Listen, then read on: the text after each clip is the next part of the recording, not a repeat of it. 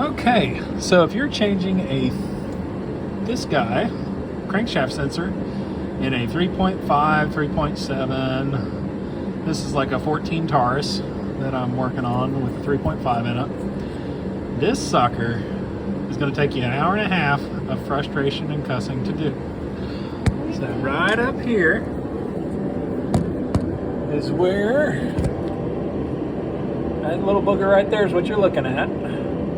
Take that 7mm out, and the key to it is when you stick it down in there, have it lined up about like that, stick your finger up here on this, tilt it and slide it down into that hole, and then try to line your bolt up.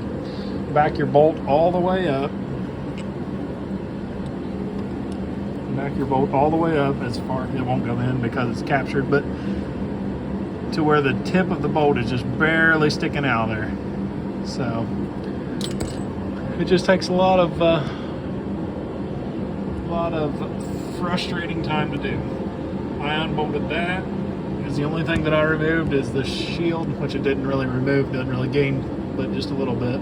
Just doesn't chafe your hand as bad if you take that off. So I'm bolting it back together. Ford, you suck so bad for doing this.